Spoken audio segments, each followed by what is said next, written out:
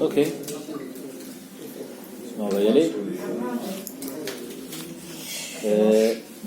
Voilà, on est au chapitre 4 du livre Soda Ivri. Donc dans les 3 premiers chapitres, Manitou nous a expliqué qu'est-ce que c'est que la notion de création.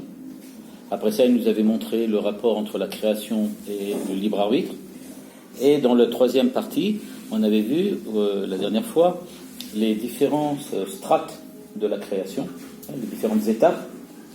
Et maintenant, on arrive à la notion de Shabbat. Alors aujourd'hui, le cours va être, l'exposé va être fait en 2 parties. Dans la première partie, je vais essayer de résumer, pas très rapidement, mais enfin non plus pas très longuement, le chapitre 4 du Soda Ivri, parce que dans ce chapitre-là, effectivement, il va nous expliquer ce que c'est que le Shabbat. Mais il se trouve que, en fait, si on veut comprendre la notion de Shabbat d'après Manitou, c'est pas en lisant Soda Ivri qu'on va le trouver, mais c'est en réécoutant, c'est-à-dire en lisant, une conférence que Manitou avait fait dans le colloque des intellectuels juifs, et dans laquelle il avait parlé très longuement du Shabbat. Une très très longue conférence sur le Shabbat. Et c'est celle-là que j'ai résumé.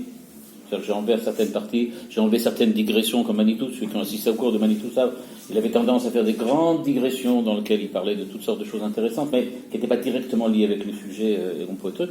Et donc ce que j'ai fait là, c'est que j'ai essayé de résumer, pas de résumer, mais de raccourcir un peu cette conférence, et qui est en français, donc là il n'y a pas de problème de traduction et de lecture. Et à ce moment-là, on verra des choses qui vont compléter ce qu'on a vu dans le Soda Ivri, et surtout d'autres choses qui vont nous permettre de voir, de replacer ce qu'il a enseigné dans le Soda Ivri, dans cette conférence-là, donc, et la replacer dans un cadre beaucoup plus général, qui est celui dans lequel il a expliqué, celui qu'il avait expliqué au colloque. Et à ce moment-là, on comprendra la notion de Shabbat de façon différente, mais surtout beaucoup plus complète. Alors donc on va commencer un petit peu par le Soda Ivri, parce que c'est là, d'abord parce que c'est le livre, et ensuite parce que c'est, on peut dire, en résumé, ce qu'il va dire là, mais surtout dans une certaine optique. Alors voilà, qu'est-ce que c'est que le Shabbat ?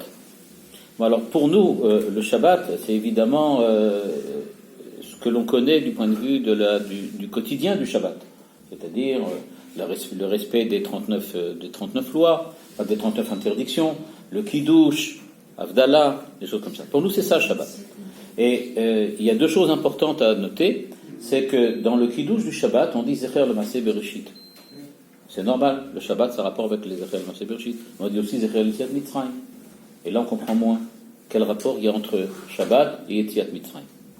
Et donc, Manitou nous dit, si on commence par regarder où est-ce que se situe le Shabbat, alors on voit que le Shabbat se situe, au fond, Shabbat Mikol Melarto Ashar Bara Elokim Laasot. C'est ça, hein, le Shabbat. C'est-à-dire que Akadosh Baruch Hu a arrêté, ou Shabbat, il a arrêté la création. Et pourquoi qu'il était en train de faire Ashar Bara Elokim Laasot. Il y a 2 interprétations. Ashar Bara Elokim Laasot, que Dieu était en train d'accomplir. Donc la création que Dieu est en train d'accomplir s'est interrompue et il y a la suite. Ou bien on peut dire Laasot afin que l'homme fasse. Laasot, que l'homme fasse. En tout cas, dit Manitou, ce qui est sûr, c'est que Dieu s'est interrompu dans la création, ou a arrêté la création, ou a fini la création, au moment où l'homme reçoit le libre arbitre. Quand l'homme apparaît sur la scène de l'histoire, Dieu se retire. C'est l'idée principale de Manitou. L'homme apparaît, Dieu se retire. Pourquoi ? Parce qu'il n'est pas possible que l'homme ait le libre arbitre tant que Dieu est présent. La présence de Dieu empêche l'homme d'être libre. C'est un peu comme un enfant qui se trouve face à ses parents, même s'il a très envie de faire des bêtises, il essaye de ne pas les faire parce que l'œil de ses parents sur lui à chaque instant lui montre qu'on ne peut pas, c'est pas possible. Donc il dit, si Dieu était présent tout le temps, donc il n'y aurait pas de libre arbitre possible. Donc Dieu se retire. Première explication. Deuxième explication, qui est celle que Manitou préfère, il dit, il y a autre chose aussi. Pour que l'homme soit libre, c'est-à-dire, il faut que l'homme ait un choix. C'est-à-dire qu'il soit capable de choisir entre A ou B. S'il doit pouvoir choisir entre A ou B, ça veut dire qu'il est capable de prévoir à l'avance les conséquences de l'acte A et les conséquences de l'acte B. S'il est incapable de savoir quelles sont les conséquences de ses actes, il ne peut évidemment pas choisir entre les deux. Si on dit à quelqu'un, choisis, par exemple, comme on arrive très souvent au cirque, où il y a un prestidigitateur qui lui dit, choisissez une carte. Peu importe la carte que je vais choisir, je n'ai pas véritablement de choix. Ça n'a aucune importance. Ça n'a aucune importance. Je ne vois pas qu'est-ce qui va ressortir de cette carte-là. Par contre, si on vient et on me dit tu dois choisir entre un comportement moral et un comportement exécrable, c'est parce que je suis capable de voir quelles vont être les conséquences de la morale et quelles sont les conséquences de l'immoralité. Donc, dit Manitou, il faut que l'homme puisse choisir. Et pour que l'homme puisse choisir, il doit être capable de prévoir. Pour être capable de prévoir, il faut que son esprit, son intellect, sa raison, découvre à l'intérieur du monde des lois, un ordre, de telle façon qu'il puisse dire si je fais le A, alors je sais que la conséquence de A, ça va être nécessairement telle et telle et telle et telle chose. Il faut donc qu'il y ait une loi et qu'il y ait de l'ordre. C'est pour cela, dit Manitou, que Dieu se retire. Dieu se retire parce que tant qu'il était là, il n'y avait pas d'ordre dans le monde, il n'y avait pas de loi dans le monde. C'était la volonté divine qui régissait tout. C'est Dieu qui décidait à chaque instant ce qui allait arriver. Dans la création, Vayomer Elokim Yehi Or, Vayehi Or. Nous, on peut se demander pourquoi. Pourquoi comme ça? La réponse est parce que Dieu l'a décidé. À partir du moment où arrive le 6e jour, le 7e jour, Shabbat, et que Dieu se retire, qu'est-ce qu'il laisse? Il laisse à l'intérieur du monde l'ordre, les lois de la nature. Quand les lois de la nature sont là, alors nécessairement, maintenant, on peut me dire, fais attention à ce que tu fais. Parce que tu peux prévoir, il y a des lois, il y a un ordre. Il suffit maintenant que tu regardes, et les conséquences de tes actes sont plus ou moins définies à l'avance. Puisqu'il y a une définition à l'avance de ce qui va se passer, donc il y a une véritable liberté. Tant qu'il n'y a pas de liberté, c'est-à-dire tant qu'il n'y a pas de loi, il n'y a pas vraiment de liberté.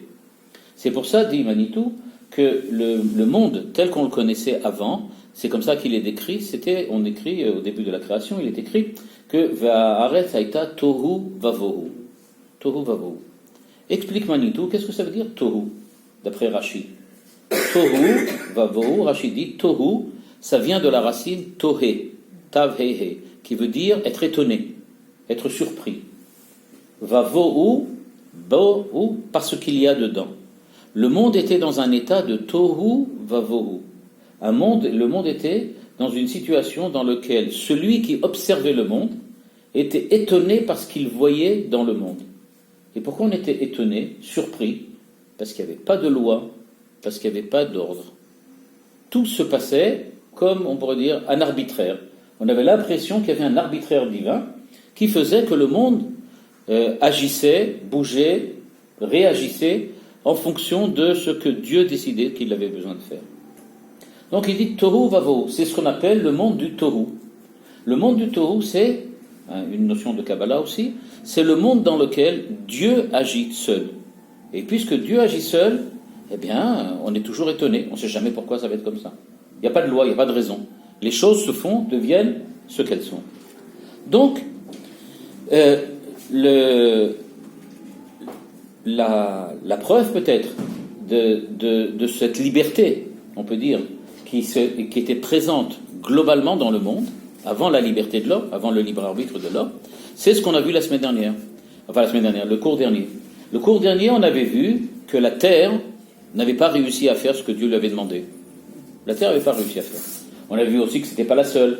On a vu aussi qu'elle devait aussi créer des animaux, et puis elle devait créer une Nefesh Chaya. Elle n'a pas réussi à le faire, Nefesh Chaya. Elle a créé seulement le Nachash. Bon, on a vu toutes sortes de choses comme ça.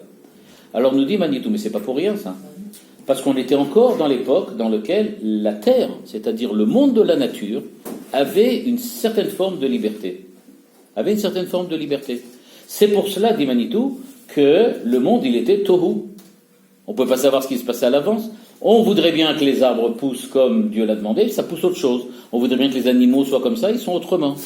Donc dans un monde pareil, on n'est pas vraiment de libre arbitre. Si tu me demandes d'agir, je ne sais pas exactement quelles sont les conséquences de mes actes. Donc je ne peux pas savoir et donc je ne peux pas obéir. C'est pour ça, dit Manitou, que dans un monde dans lequel il y a une infinie possibilité de souplesse, une souplesse infinie, on va dire ça, eh bien, il n'est pas possible d'avoir le libre arbitre. Et c'est pour ça, donc, ce que fait Dieu, eh bien, il se retire du monde, c'est-à-dire qu'il laisse le monde à l'homme. Et donc, qu'est-ce que c'est que le Shabbat? Le Shabbat, c'est pas le Shabbat de l'homme, c'est le Shabbat de Dieu. C'est le fait que Dieu se retire. On peut dire Shabbat comme la chouve, revenir, comme si Dieu revenait à la maison. Il repart en arrière, il revient chez lui. Et maintenant, qu'est-ce qu'il laisse? Il nous laisse un monde avec des lois, avec une ordination, avec le fait que maintenant, à partir de dorénavant, on va dire ça comme ça, depuis le 7e jour, depuis le Shabbat, eh bien, dans le monde, il y a maintenant suffisamment de lois, d'ordre, pour que l'on puisse savoir à l'avance quelles vont être les conséquences de ce que nous faisons. Et donc, on a vraiment le libre arbitre maintenant. Donc, d'un certain point de vue, si on dit ça comme ça, l'histoire de l'homme commence Shabbat. C'est seulement à ce moment-là que l'histoire peut commencer. Avant Shabbat, pendant les 6 jours, c'est pas l'histoire de l'homme, c'est celle de Dieu.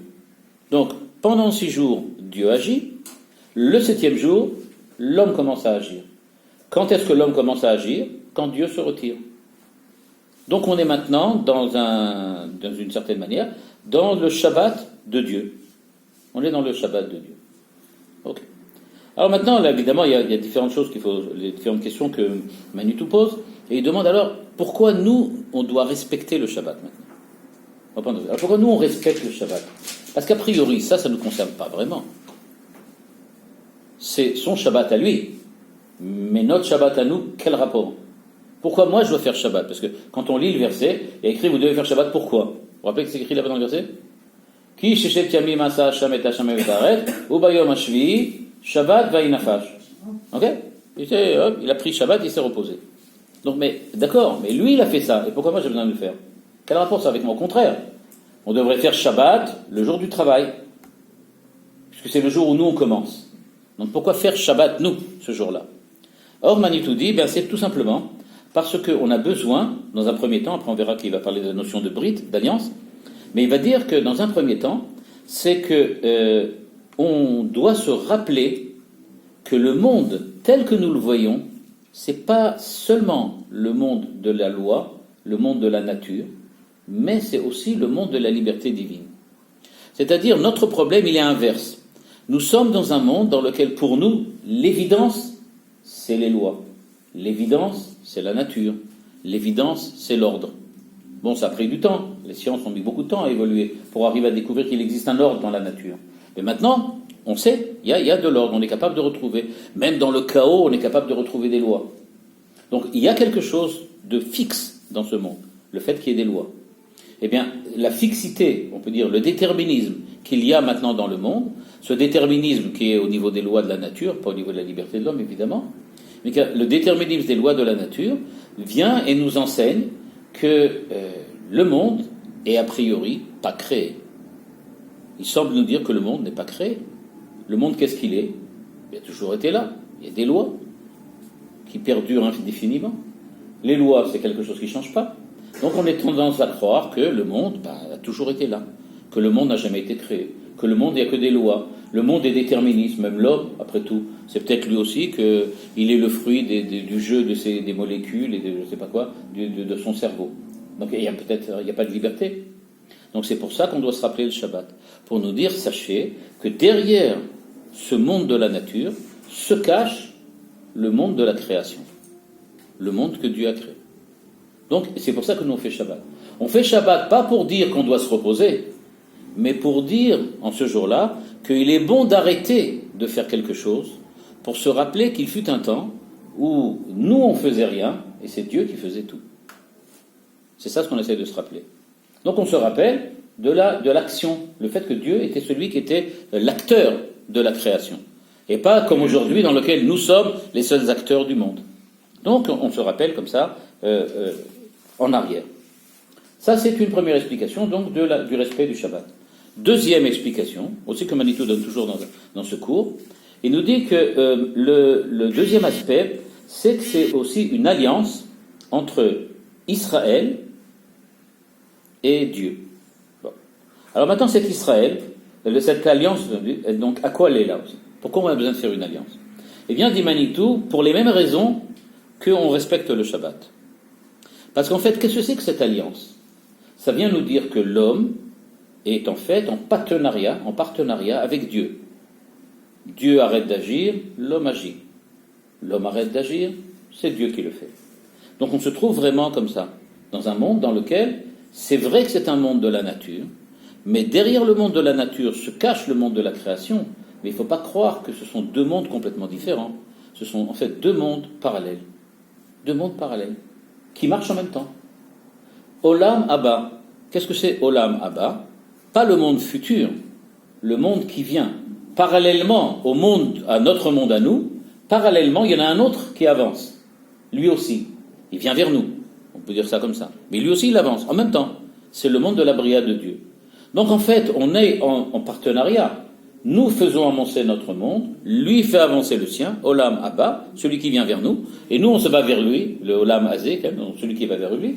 Donc on va tous les deux et on se déplace tous les deux. Donc c'est ça ce que ça vient de nous rappeler Shabbat. Shabbat vient nous rappeler qu'il y a deux mondes. Notre monde à nous n'a pas toujours été comme ça, c'était le monde de la création. Mais le monde de la création, c'est pas un monde qui s'est arrêté définitivement. Il n'est pas arrêté, il vient, il se déplace. Il y a une dynamique aussi du point de vue du divin, et c'est cette dynamique-là qui nous fait que nous nous approchons.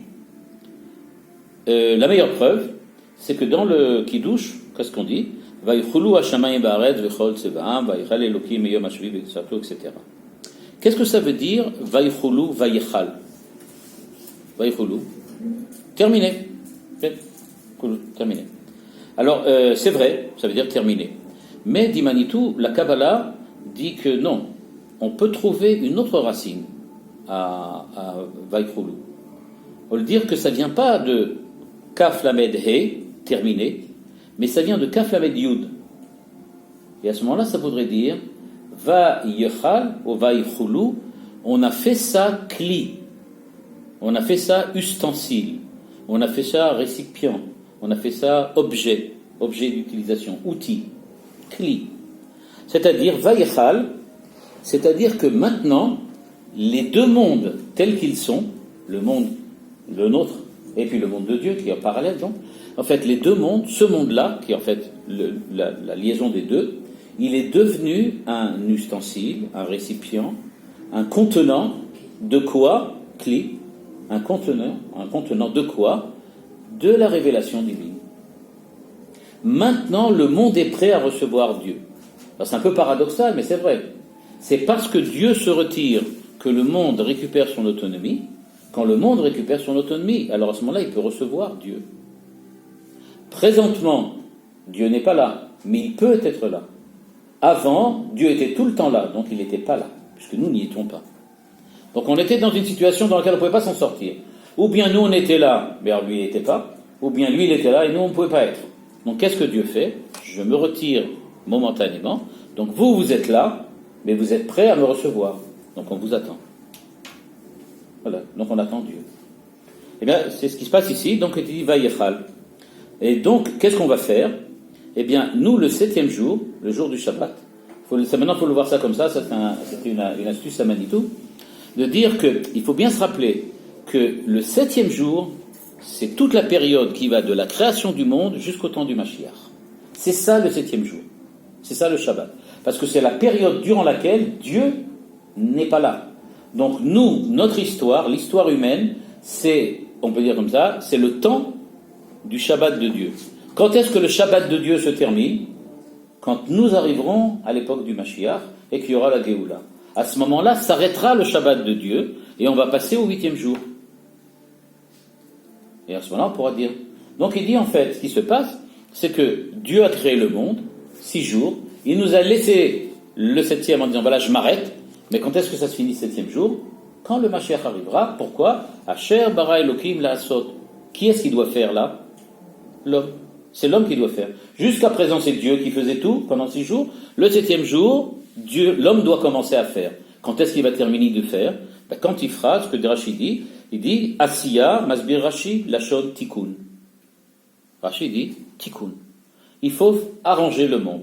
C'est-à-dire, et le monde a besoin le monde a été créé avec un certain manque. Il va falloir que l'homme apporte la réponse à ce manque.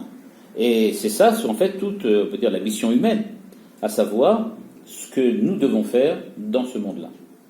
Donc, pour résumer jusqu'à présent son idée, le Shabbat, c'est l'inverse de ce qu'on croit. Le Shabbat, c'est pas le jour où l'homme arrête de travailler, c'est au contraire le moment où l'homme commence à travailler. Inversement, c'est pas le moment où Dieu se repose, c'est le moment où Dieu se retire. C'est pas du tout pareil. Il se repose pas de son travail, il se retire, il arrête de travailler pour laisser l'homme terminer. Donc maintenant, en fait, c'est le moment où l'homme termine le travail, l'ouvrage, l'œuvre de Dieu. Nous terminons le jour du Shabbat. C'est quoi? Le Shabbat de Dieu, pas le nôtre. Notre Shabbat à nous, quand est-ce qu'il sera? Le 8e, à la fin, à la Géoula. À ce moment, ce sera notre Shabbat à nous. Alors on doit dire, ça y est, on a terminé. Donc nous, on va se retirer, et Dieu va pouvoir revenir, et dit, voilà, le monde est prêt. J'avance un petit peu ce qu'il dit dans un par ailleurs, qu'il va lire dans la conférence qu'il a fait au colloque des intellectuels juifs, dans lequel il va dire, regardez bien, nous préparons le monde, maintenant, on rend le monde metukan, c'est-à-dire réparé dans le sens prêt à recevoir Dieu. Donc maintenant, nous préparons le monde à recevoir Dieu. Quand le monde sera prêt à recevoir Dieu, quand on aura terminé tout ce qu'il faut faire, à ce moment-là, Dieu pourra revenir, et ça sera la reconstruction du Beth Amikdash. C'est-à-dire, la reconstruction du Beth Amikdash définitif, c'est le moment où Dieu revient. Et à ce moment-là, on a terminé. Ça sera le 8e jour. C'est-à-dire, notre Shabbat à nous. Mais nous, pour le moment, notre Shabbat, il est comme ça. Ok. Alors, qu'est-ce qui s'est passé, dit Manitou? Eh bien, il s'est passé la chose suivante. On a tout commencé par Tohu. On a commencé par le Tohu. Eh bien, ce Tohu qui n'avait pas de forme, qui était étonnant, a reçu une forme. Cette forme, c'est le fait que l'homme va pouvoir y agir et y faire quelque chose. Le monde commence à prendre forme. C'est pour ça qu'on est passé du monde au Tohu au monde du Tikkun. Ça, ce que Manitou le rappelle dans le cours, c'est parce qu'il veut évidemment rapprocher ça, pas seulement rapprocher, mais expliciter ce qui est écrit dans la Kabbalah. Dans la Kabbalah, il est effectivement écrit qu'il y a eu, d'après le Harizal, 2 périodes, ce qu'on appelle Olam HaTohu et Olam HaTikkun. Et donc il explique qu'est-ce que c'est Olam HaTohu, qu'est-ce que c'est Olam HaTikkun. Ça, c'est la période avant, Tohu quand Dieu agissait, Tikkun quand l'homme agit. Donc le monde du Tikkun commence quand c'est Dieu qui fait ce qu'il faut. Et d'après la Kabbalah du Hari, c'est exactement ce qui est écrit là-bas, en disant que le Olam HaTohu, c'est tout ce qui se passe avec les lumières qui montent tout le temps, et le monde qui passe toutes sortes de petites révolutions, plus que des révolutions, de catastrophes, qui passent, et à un certain moment, tout s'arrête, on peut dire comme ça, et le monde attend que l'homme agisse pour récupérer ce qu'il a perdu dans les catastrophes là, du Shivirat HaKelim. Ok. Et donc, on va dire ça comme ça, quand il était écrit Shabbat, Vaishbot, Bayom Hashvi'i, Vaishbot, ça veut dire Dieu arrête, c'est plus moi qui fais quelque chose, c'est plus moi qui agis. À partir de maintenant, c'est l'homme qui agit. C'est ça ce que ça veut dire. Et donc c'est pour ça que l'homme intervient quand? À la fin du 6e. Tout à fait à la fin. À la fin du 6e, quand on va rentrer dans le Shabbat, nous on a l'impression que c'est ouais, il va créer l'homme, et puis bon, ça va, il a fini, Shabbat arrive et c'est terminé. Non, c'est pas ça. Il a créé l'homme, donc Shabbat. C'est ça que ça veut dire.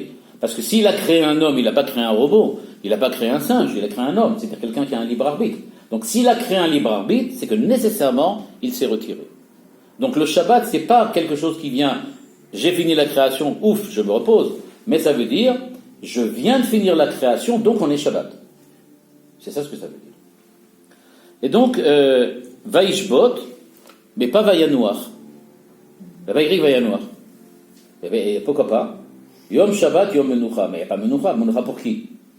Eh bien, Menucha pour personne pour le moment. La Menucha sera pour nous à la fin du 8e. Donc la Menucha, on attend. On attend la Menucha. Shabbat, on a déjà, mais Menucha, pas encore. On attend la Menucha plus tard. Est-ce que ça veut dire que les athées ont raison? Bah oui. Parce que là, tout ce qu'il nous a décrit, ça nous amène nécessairement à un monde franchement athée. Ben pourquoi? Dieu s'est retiré. Bon, c'est une manière poétique de dire il n'y a pas de Dieu, quoi. Grandement, c'est ça ce que ça veut dire. Hein. Alors donc, en fait, Manitou pose la question lui-même. Il dit a priori, c'est ça ce que ça veut dire. Qu'est-ce qu'il fait s'il se retire? Ben oui, s'il ne fait plus rien. Alors, il a créé le monde. Là, on voit très bien Voltaire. Hein. Il a créé le monde. Il a mis l'horloge en route. Tout marche bien. Il dit voilà, j'ai créé une belle horloge. Allez-y. Bon, mais lui, où il est alors maintenant? Ben, il n'est plus là. Donc, s'il n'est plus là, ben, c'est quoi? Il n'y a plus de Dieu alors. Dit Manitou, attention, on n'a pas du tout dit ça dans la Torah. La Torah, elle utilise le terme de Shabbat. Quand elle utilise le terme de Shabbat, en fait, qu'est-ce qu'elle veut dire? Ça veut dire qu'il a arrêté l'ouvrage qu'il était en train d'accomplir. C'est lui qui était en train de créer le monde. C'est lui qui était en train de donner une forme au monde. Ça veut dire que maintenant, du point de vue des lois de la nature, Voltaire a raison, dans les lois de la nature, il n'y a plus de présence divine. C'est vrai, les lois de la nature sont athées. Elles n'ont pas besoin de Dieu. Quand on a demandé à Laplace, je crois que c'était Laplace ou Lamarck, je ne me rappelle plus, Laplace. Quand on a demandé à Laplace où se trouve Dieu dans votre théorie mathématique et physique, il a répondu, j'ai pas besoin de cette hypothèse. C'est-à-dire, il n'était pas d'accord avec Descartes qui disait que c'était pas comme ça. Bon, pour ceux qui connaissent la physique. Et donc, ce qu'il a fait en fait, c'est qu'est-ce qu'il a dit Laplace? Dans les lois de la nature, on est athée. Bon, il n'y a pas de Dieu dans les lois de la nature. On ne peut pas prouver, ça je ne rentre pas dans les détails, on ne peut pas prouver que les lois de la nature prouvent l'existence de Dieu. C'est pas possible. Les lois de la nature, c'est athée, ça ne dit rien. Ça prouve rien. Alors où est Dieu? Dieu a quitté le monde de la nature. Il n'intervient plus dans le monde de la nature.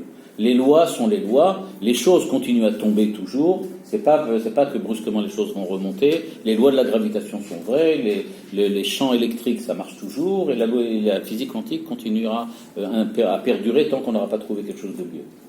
Donc, toutes ces lois-là, rien ne change. Alors, où Dieu intervient-il? Eh bien, nous dit Manitou, il ne faut pas oublier, oui d'accord, il n'intervient plus dans les lois de la nature, mais dans l'histoire humaine.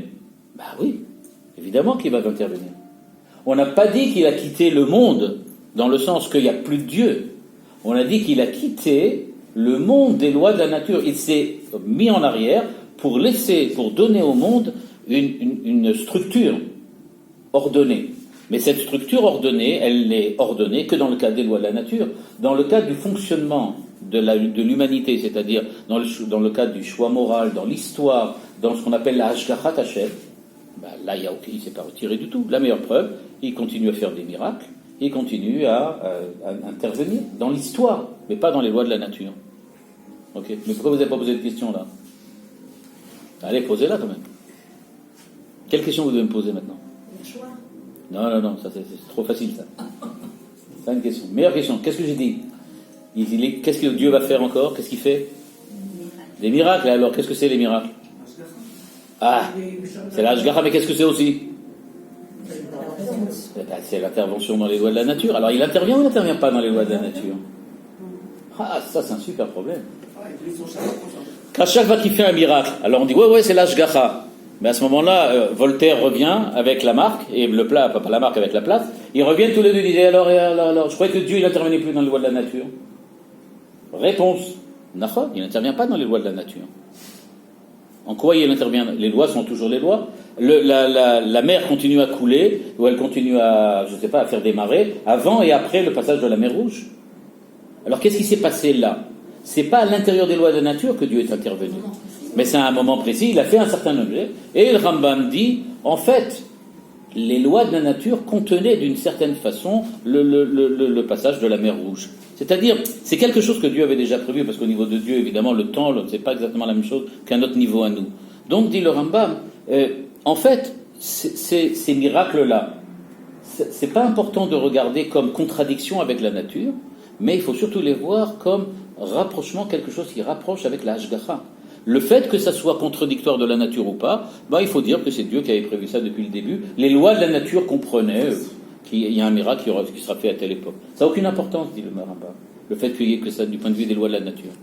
Ce qui est important, c'est que le véritable miracle, c'est pas que la mer se soit fendue, mais c'est qu'elle continue à couler après.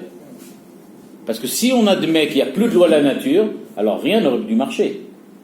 À tel point que certains midrashim disent que la mer Rouge, Il n'y a pas que elle qui s'est fendue en deux, mais toutes les mers dans le monde entier sont fendues. C'est-à-dire, là, le Midrash semble dire, il y a eu une transformation des lois de la nature. Ben oui, le problème c'est que c'est revenu après. Donc ça prouve qu'il n'y a pas de transformation. Le miracle, ça ne remet pas en cause la nature. Si vous avez lu Rosenzweig, je vous conseille, dans le cours que je fais à Café Date, là-bas, on étudie actuellement Rosenzweig, et justement on étudie cette notion de miracle, et là-bas, c'est dans l'idée que Rosenzweig essaye de montrer, c'est que, en fait, le miracle, ça n'a jamais été, la force du miracle, ça n'a jamais été le fait que ça contredit les lois de la nature. Ça n'a jamais été ça. La seule chose que le miracle venait montrer, c'est le fait qu'il y avait Ashgachat Hashem. C'est-à-dire, dit Rosenzweig, tous les miracles étaient toujours accompagnés par une prophétie, par un prophète qui disait « Regardez, Dieu va faire telle et telle chose », même si ce n'est pas écrit dans le Tanakh. D'après Rosenzweig, Dieu envoyait un prophète pour dire « Voilà, je vais faire telle ou telle chose ». Et quand ça se produisait, alors là on voyait que Dieu intervenait quand ? Dans l'histoire humaine. Il dit c'est ça le miracle. Donc Rosenzweig, qui avait bien compris ce que veut dire le Rambam, insiste bien sur cette idée-là.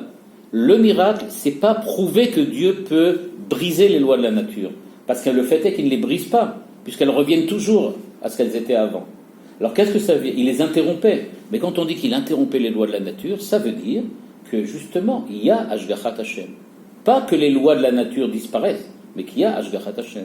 Parce que les lois de la nature ne disparaissent jamais, puisqu'il les a fixées depuis le départ. Ok. Deuxième point. Alors, pour pouvoir faire ce que nous avons à faire, on l'a dit, il faut que Dieu respecte les lois de la nature. C'est-à-dire que les lois soient toujours là et qu'elles perdurent en permanence. Ok. Maintenant, l'idée que Manitou va essayer d'exposer, c'est de dire que qu'est-ce que c'est que la Emouna ? Maintenant qu'on est là, qu'est-ce que c'est que la Emouna ? La Emouna, on dit que c'est la foi. Okay, avoir foi. Maintenant, imaginez qu'au lieu du mot Emouna, enlevez foi et mettez confiance. Vous allez voir que ça fonctionne mieux que foi. Foi, ça a une connotation chrétienne, d'abord. Ok, on est d'accord. Mais maintenant, pourquoi confiance c'est mieux ? J'ai de la Emouna, c'est-à-dire que j'ai confiance en Dieu. Confiance que le monde ne va pas changer demain matin. Vous connaissez, vous avez sûrement lu Kafka un petit peu, tout le monde lit un petit peu Kafka à un moment, et donc vous avez sûrement lu La Métamorphose. Si vous n'avez pas lu La Métamorphose, je vous conseille, vous avez un livre à lire, vous avez déjà pas mal de shiurim à faire, et donc vous lisez La Métamorphose de Kafka. Et si vous ne connaissez pas l'histoire, c'est une histoire très simple. C'est un monsieur qui est chez lui à la maison, qui se couche le soir et se réveille le matin, et il est transformé en énorme cafard dans son lit. Imaginez qu'est-ce que ça veut dire, au niveau de ce que dit Manitou ici, que je ne peux pas avoir confiance en Dieu parce que demain je peux me réveiller, je serai cafard. Brusquement. Donc il dit, c'est ça Emouna. Emouna, c'est que j'ai confiance en Dieu, que demain je me réveillerai et je dirai Modéani, le Fanéra, etc., que tout se passera sensiblement de la même manière qu'aujourd'hui. Donc il dit, c'est ça Emouna. Emouna, c'est avoir confiance. C'est-à-dire, j'ai confiance que Dieu va le faire. J'ai Emouna, j'ai la Emouna en Dieu. Mais il dit que cette Emouna-là, en fait, c'est précisément ça que le Shabbat vient montrer. Le Shabbat, il vient nous montrer qu'est-ce que c'est que la Emouna, parce qu'il nous dit, regardez, on fête le Shabbat, parce que le Shabbat que nous fêtons, c'est précisément pour nous souvenir que derrière le monde de la nature, il y a quelqu'un qui a créé la nature. La nature, c'est pas créée elle-même, mais il y a quelqu'un qui l'a créée. Et nous avons confiance en cette personne qui a créé le monde. Pourquoi ? Parce que ce qu'il a créé va perdurer. Ça va continuer. Et demain, on n'aura pas de surprise. Et donc, quand on voit quelque chose qui nous semble avoir besoin d'être réparé, tikkun, ou peut-être, disons mieux, d'être amélioré, plutôt que réparé, mais amélioré, si on voit qu'il y a quelque chose à améliorer dans le monde, ça vaut le coup d'investir du temps, et ça vaut le coup d'investir des efforts. Parce que si on est dans un monde de tohu, à quoi ça sert ? Puisque chaque jour, tu investis des efforts, et que demain, tu te réveilles cafard, ou que le monde se réveille à l'envers. Comme ce qu'on fait dans un cas pareil. Donc on ne peut pas. J'avais lu une fois un livre de littérature de science-fiction, très intéressant, je ne me rappelle plus le titre malheureusement, qui racontait l'histoire d'un monde, donc d'une terre, comme ça, avec des gens, etc. Mais il décrivait cette histoire de la manière suivante. Cette planète, elle vivait avec des saisons qui était aléatoire. Saison aléatoire. Imaginez ce que ça veut dire. Vous vous réveillez le matin, c'est l'hiver, le lendemain, c'est l'été. Les oiseaux, ils racontent ça avec beaucoup d'humour. Les oiseaux migrateurs qui passent brusquement à gauche et à droite. Et ils reviennent et ils repartent. Pourquoi? Parce que eux aussi, ils sont complètement fous à cause du temps qui change tout le temps. Ils ne savent pas jamais dans quel sens aller. Chaque fois qu'ils vont quelque part, ils doivent rechanger à chaque fois. Et donc, il décrit un monde complètement fou dans lequel les saisons sont complètement aléatoires. Il dit, dans un monde pareil, ça ne sert à rien de faire quoi que ce soit. À quoi ça sert d'essayer d'arranger le monde ou de l'améliorer? De toutes les façons, demain, tu ne sais pas ce que tu auras. Tu peux très bien trouver autre chose. Donc, il dit, on est obligé d'avoir cette émouna-là. Et donc, on a émouna, ok? On a émouna, dans ce sens qu'on a confiance en Dieu que le monde, les lois ne changeront pas. Il dit Manitou que c'est ça Shabbat. Shabbat s'appelle émouna. Pourquoi? Parce que c'est précisément par le Shabbat que nous exprimons notre émouna envers Dieu. On fête Shabbat pour dire on te remercie Dieu des lois de la nature. Alors ça peut sembler un peu bizarre parce que justement le Shabbat on ne fait rien. Mais je vais vous rappeler quelque chose que vous faites tous les ans et pourtant vous le faites et vous en rendez pas compte peut-être. Est-ce que vous savez qu'après Rosh Hashanah et Yom Kippour, il y a une fête? Vous vous rappelez? C'était il y a longtemps. Ça fait longtemps. On a déjà oublié, on a déjà subi tous les trucs là entre-temps. Et une fête qui s'appelait Sukkot. Okay. Et donc, qu'est-ce qu'on fait à Sukkot? On dit, c'est là des Mehemenuta. On sort à l'ombre de la Emouna. Ok, on sort. On sort où? Dans la cabane qu'on a fait dehors. Donc, on a une cabane dehors, on a une soukha, on sort dehors. Et qu'est-ce qu'on fait? Eh bien, en fait, on dit, regardez, c'est pas le toit qui me protège, c'est pas la maison qui me protège, c'est Dieu qui me protège. Ok. Et donc, on est dans la soukha et on dit ça. Et après ça, qu'est-ce qu'on fait? Et au bout de 8 jours, on revient à la maison. Alors, on dit, bon, alors, qu'est-ce qu'on a gagné là alors? Qu'est-ce qu'on a fait? Eh bien, tout simplement pour dire, regardez, quand on est à la maison, c'est pas seulement la maison qui nous protège, c'est Dieu qui nous protège quand on est à la maison. On fête la maison, on ne fête pas la soukha. La fête de Sukkot, c'est pas pour fêter les 8 jours de Sukkot, c'est pour fêter le reste de l'année dans la maison. C'est ça ce qu'on fait. C'est pour, exactement comme dit Manitou ici maintenant. Pourquoi je viens et je fête la fête de Sukkot? Pour me rappeler que quand je suis à la maison, c'est Dieu qui me protège. Pourquoi je fête le Shabbat? Pour me rappeler que quand je suis pendant la semaine, et qu'il y a des lois de la nature, et que j'ai l'impression que le monde est dirigé seulement par les lois de la nature, c'est Dieu qui dirige. C'est exactement la même chose. C'est exactement le même parallèle. C'est ce que dit ici Manitou. C'est ça la Emouna. La Emouna, c'est de dire, je suis à la maison, mais c'est Dieu qui dirige. Je suis dans les lois de la nature, mais c'est Dieu qui dirige. C'est l'Ashgachat Hashem. C'est la Galut. Et donc, dit-il, la Emouna, c'est ça le Shabbat. Et donc, le rapport, la relation qui existe entre le créateur et la créature, okay, c'est ça que fait le Shabbat. C'est ça l'alliance. Shabbat, il est brit, béni ou benechem. Oti leolam, béni ou benechem. Donc, c'est quelque chose qui est entre nous deux. Pourquoi? C'est ça l'alliance qu'on a fait entre nous. Tu as confiance en moi que je ne transformerai pas le monde. Et moi, je m'engage à ne pas transformer le monde. Voilà, c'est ça le brit. Donc, Shabbat, c'est brit. C'est une alliance entre les deux.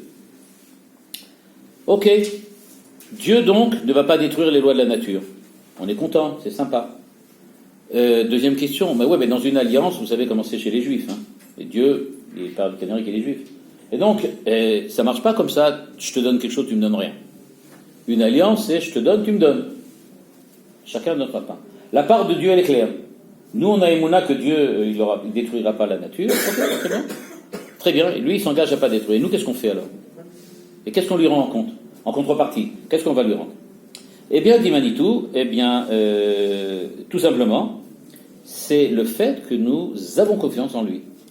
C'est-à-dire, on reconnaît que le monde de la nature, c'est un monde dans lequel Dieu est là, mais il est caché, il est dissimulé. Il est dissimulé, mais il est là. C'est ça ce qu'on rend à Dieu.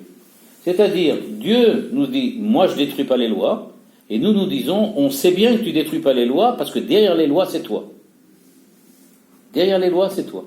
C'est ça ce qu'on lui rend. Et donc, on est dans cette situation-là, dans laquelle on est en fait sur le même, on est tous, on peut dire, sur le même créneau. On est dans le même créneau.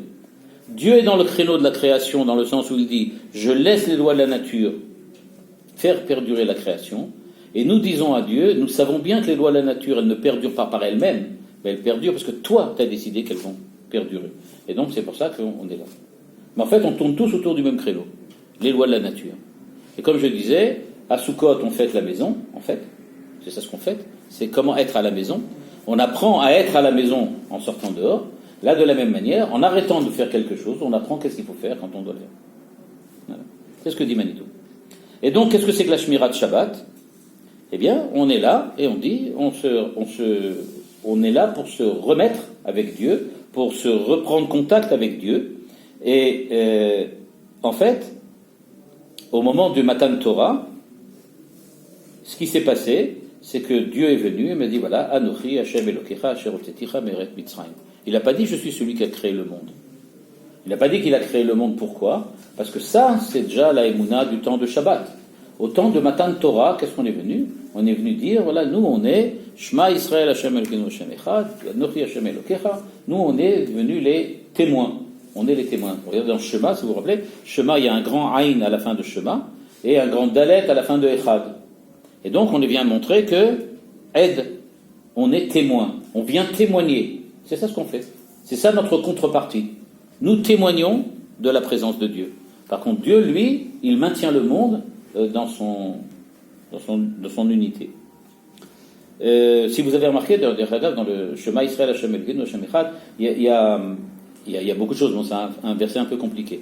Mais en gros, il y avait deux grands penseurs juifs qui avaient discuté une fois pour savoir quel est le sens de Shema Israël Hashem Elokeinu Hashem Echad.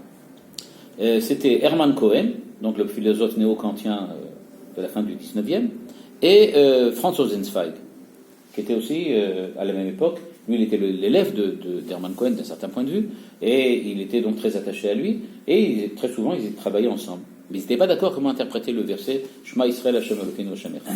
Pourquoi?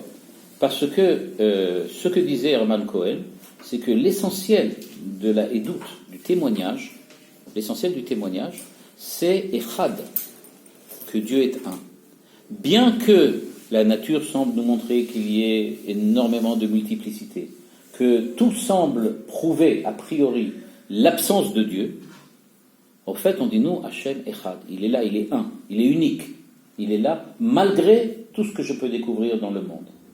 Il dit c'est ça qui est vraiment important. La Torah, la révélation, c'est pour nous dire que derrière le monde de la nature, il y a Dieu. C'est-à-dire que du point de vue du Shabbat, ce qu'avait retenu Hermann Cohen, c'était surtout l'idée qu'il y a notre monde, qui est le monde de la nature, et derrière, il y a quand même Dieu, qui était là derrière. Donc il dit, Shema Israël Hashem Elokeinu Hashem Echad. Et il lui a répondu Rosenzweig, dont je ne suis pas du tout d'accord. Le but de Shema Israël Hashem Elokeinu Hashem Echad, c'est pas de savoir globalement qu'il y a un Dieu un. Mais c'est Shema Israël. C'est que chacun d'entre nous, Israël, chaque homme entre nous, entende ça. C'est-à-dire que lui soit témoin.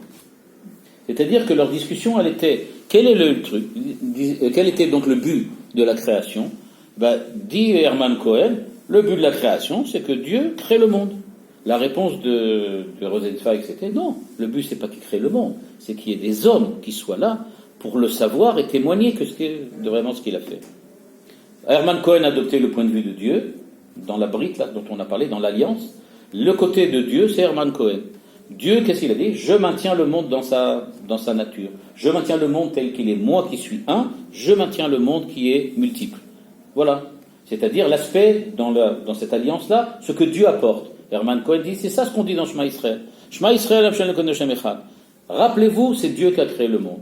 Et ce à quoi répondait Rosenzweig, le but, c'est pas de se rappeler ce que Dieu a fait, c'est ce que nous, on doit faire. Qu'est-ce que nous, on doit faire? Nous, on doit arranger le monde, l'améliorer. Shema Israël. Nous, on doit se rappeler qu'il y a un Dieu et qu'on a donc quelque chose à faire ici. C'est notre côté à nous, d'être les témoins.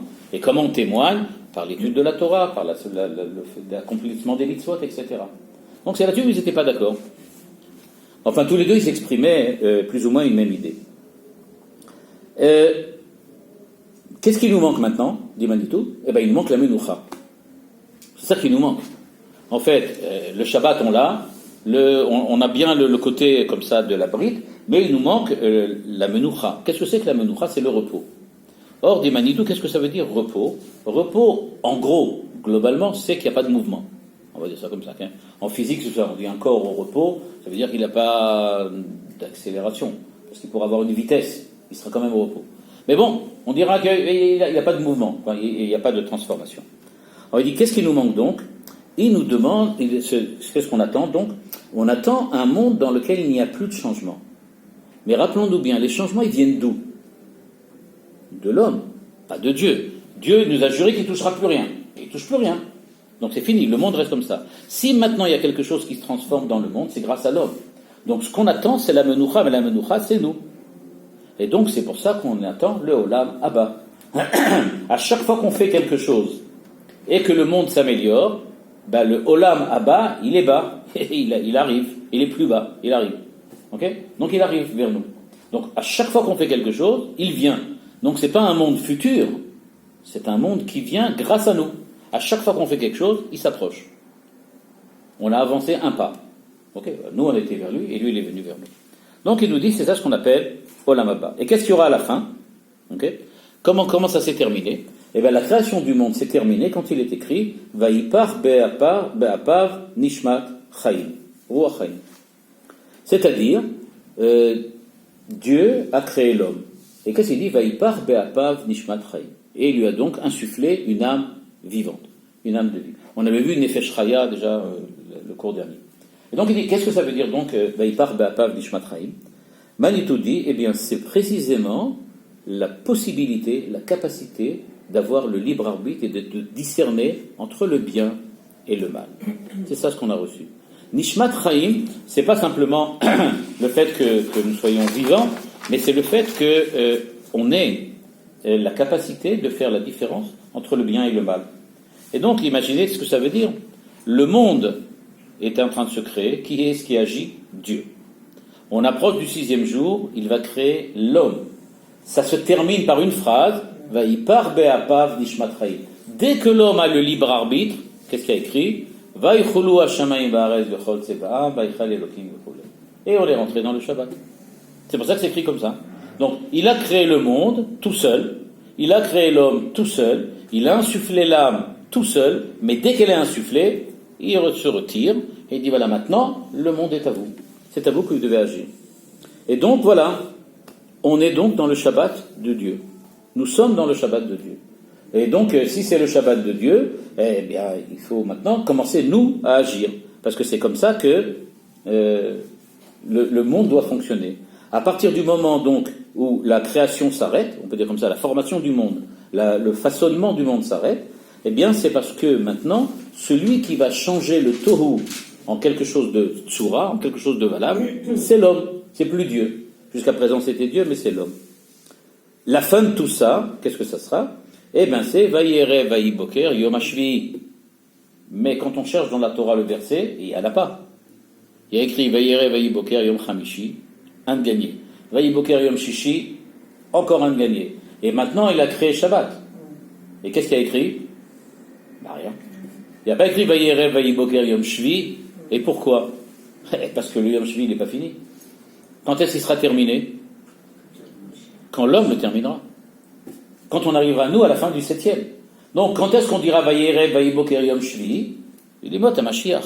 Quand on arrivera effectivement au Olam Abba. C'est-à-dire quand on va arriver à la période dans laquelle c'est l'homme qui a terminé de faire ce qu'il doit faire.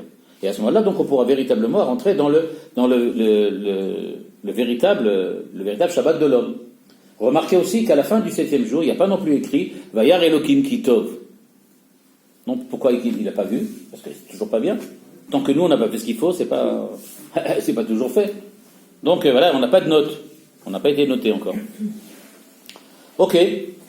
Et donc, ce qui veut dire, eh bien, on est toujours dans le 7e jour. On est dans le Shabbat. Maintenant, on est toujours dans le Shabbat.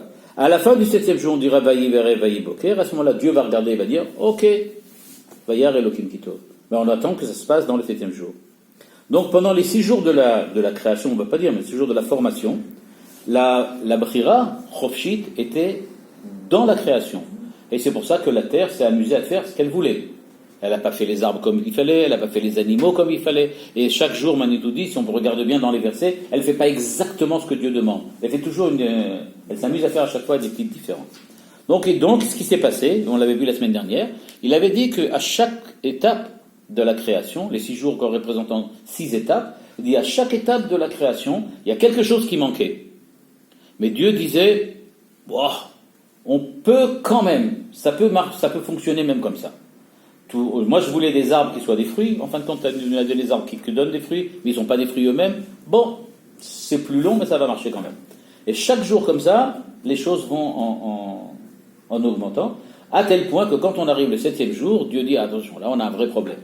C'est que si on prend ce qui manque le premier jour, et le 2e, et le 3e, et le 4e, le 5e, et le 6e, il y a un tel manque, on peut dire comme ça, il y a une telle fossé qui sépare ce que je voulais de ce qu'il y a, qu'il va falloir que quelqu'un remplisse maintenant le fossé et fasse ce qu'il faut pour arranger le monde, l'améliorer, le rendre plus adapté.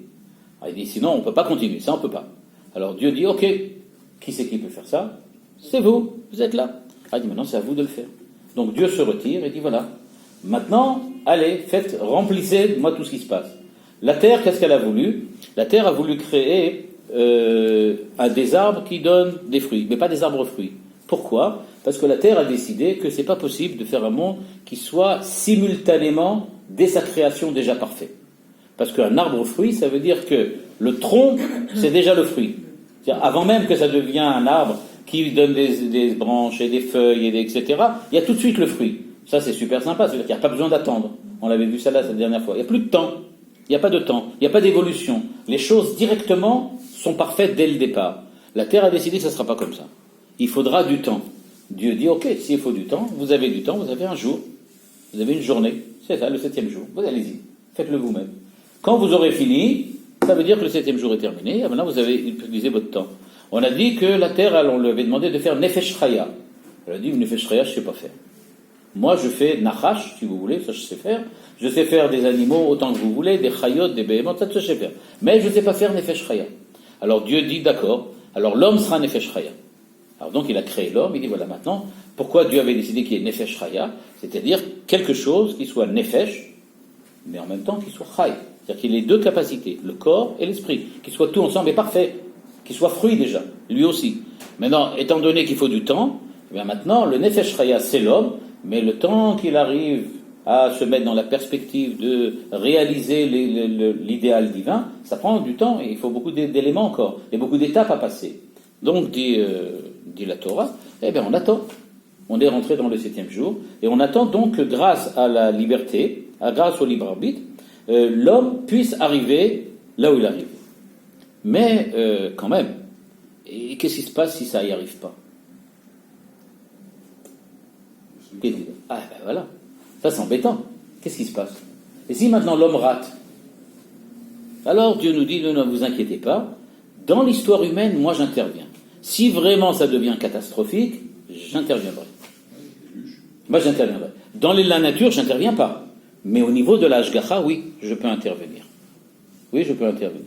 Alors maintenant, on peut toujours se demander, est-ce que dans tel et tel événement, il a oui intervenu ou pas intervenu? On va pas rentrer là-dedans. Mais, non, parce que je sais très bien, c'est la question qui tout de suite attend. Non, j'ai tout de suite, on va pas parler de ça maintenant. Manitou pense qu'il y a des fois dans lesquelles Dieu peut dire, moi je suis intervenu, c'est pas vous qui avez voulu, vous voulez toujours pas faire ce qu'il faut, moi je peux rien, moi j'attends que vous agissez. C'est comme ça qu'il indique pour la Shoah. Et donc, il dit, le truc c'est que, maintenant, ce qu'on attend donc, maintenant, c'est que l'homme fasse les choses. Donc, à la fin du Shabbat, eh bien, on se retrouve dans la situation dans laquelle le monde est créé.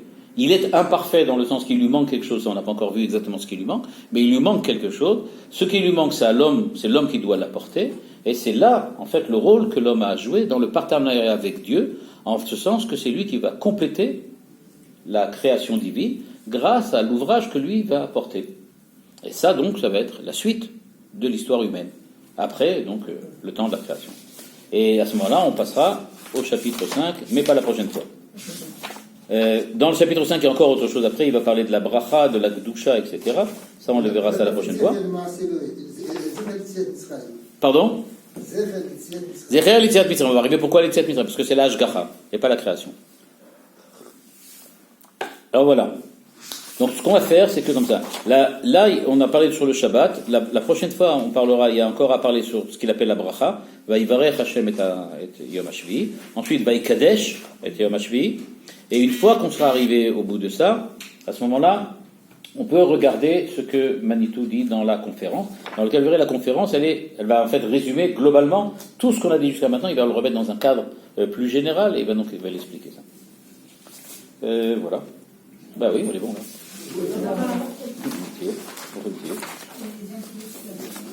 L'idée des Vasslas, d'aller se balader dans la nature pour retrouver Dieu derrière.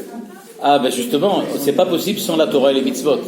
C'est-à-dire que la possibilité de retrouver Dieu, c'est pas par l'intermédiaire d'une observation de la nature. Parce que dans la nature, Dieu, lui, s'est retiré. De la nature, il s'est retiré. Donc si je peux voir Dieu, c'est seulement au niveau de la Hitgalut, pas au niveau de la nature. Chez Rosenzweig, je ne sais pas si vous connaissez le truc de Rosenzweig, dans lequel il dit en fait que la Hitgalut, c'est précisément la relation qui existe entre Dieu et l'homme, mais aussi entre l'homme et Dieu. C'est-à-dire que c'est pas quelque chose qui est à sens unique. C'est pas seulement Dieu qui se révèle, mais l'homme révèle aussi d'une certaine façon la présence de Dieu. Lui, il découvre Dieu, ça oui aussi. Mais ça se fait dans une relation entre les deux, pas au niveau de la création. Pour Rosenzweig, la création, c'est un autre sommet du triangle. C'est un autre sommet du triangle, c'est ailleurs. C'est pas au niveau de la relation. Voilà. Donc la prochaine fois, on verra Bezat Hashem, la bracha et la kedusha, et après ça, on verra globalement ce qu'il a écrit dans la conférence.